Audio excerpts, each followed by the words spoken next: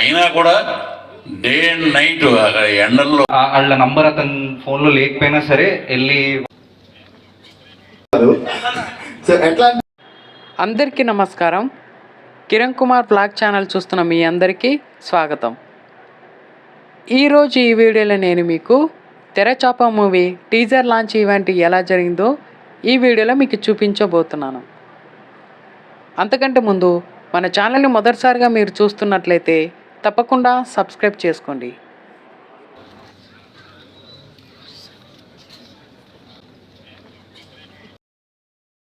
ఈసారి మాట్లాడదు.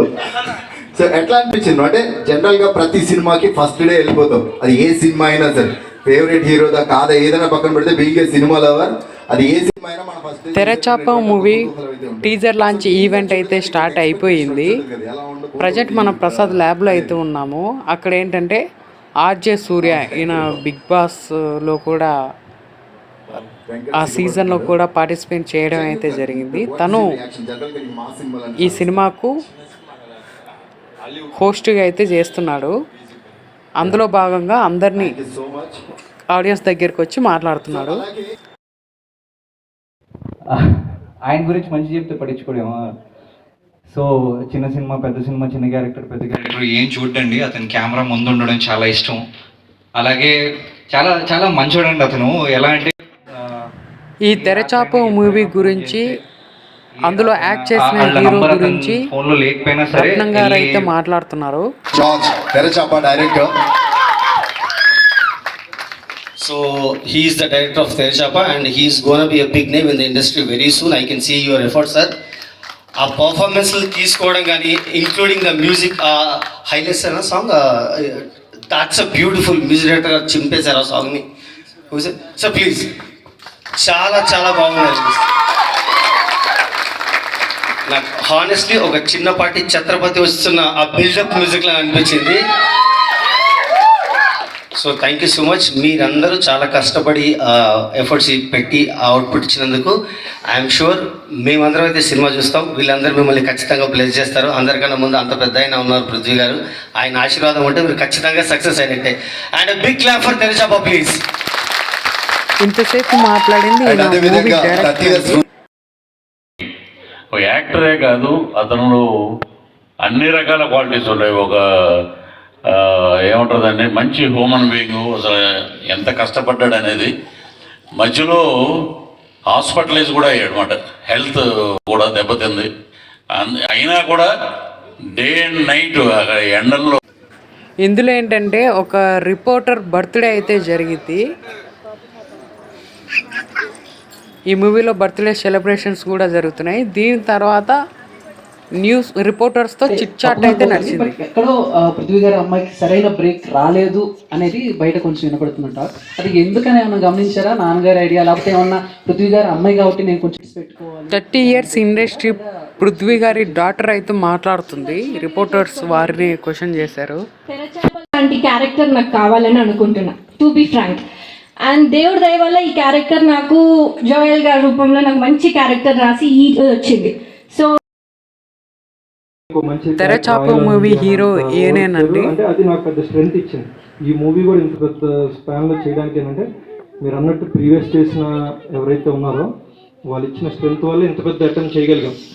And design చేసుకుంటూ దాదాపు ఇందులో 10 బిట్ సాంగ్స్ ఉంటాయి. 10 బిట్ సాంగ్స్ కూడా నేనే ఆన్ స్టూడియో రాసినవి. అండ్ 1 మెయిన్ సాంగ్ ఉంటుంది, చాలా ఇంపార్టెంట్ సాంగ్, ఇంటర్వెల్ బ్యాంగ్లో. సో ఇది ప్రత్యేకంగా ఇది చేయాలి ప్రూవ్ చేసుకోవడానికో లేకపోతే దానికో దీనికో ఎన్హాన్స్ చేసుకోవాలని ఏం లేదండి.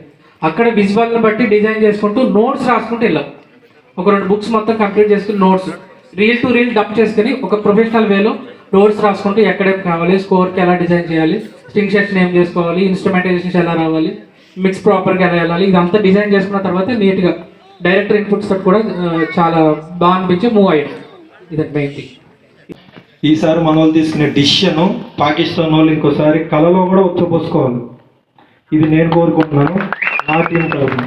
వేరే వాళ్ళకి మాట్లాడడానికి ఛాన్స్ దొరకదు. నాకు ఒక ప్లాట్ఫామ్ దొరికింది కాబట్టి చెప్తున్నా, దీన్ని యూటిలైజ్ చేస్తున్నాను అనుకోకండి. చాలా కోపం ఉంది, చాలా బాధ ఉంది, మనం ఏం చేయలేం. జస్ట్ పక్కనోడికి చెప్పి మర్చిపోతాం అంతే. బట్ ఇక్కడ చెప్పాలనిపించింది.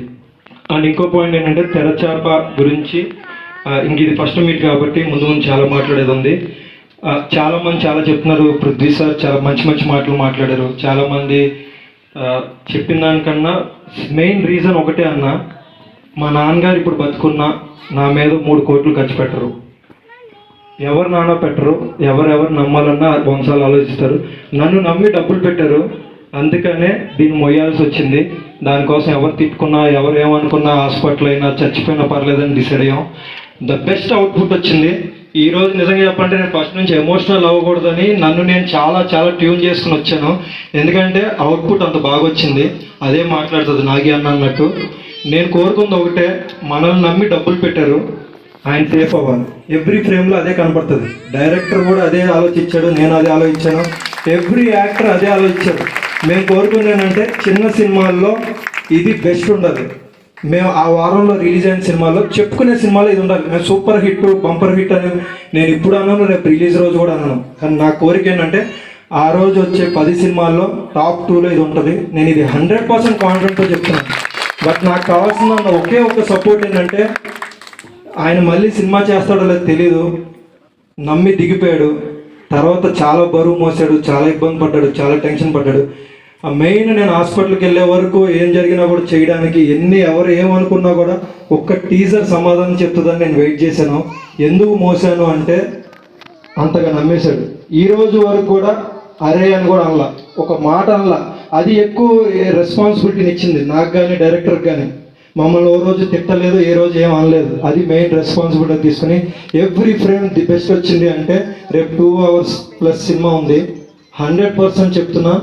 మేము చూసారు కదా ఫ్రెండ్స్, ఈ వీడియో కనుక మీకు నచ్చితే లైక్ చేయండి, షేర్ చేయండి, కామెంట్ చేయండి. మర్చిపోకుండా మన ఛానల్ని సబ్స్క్రైబ్ చేసుకోండి. Thank you.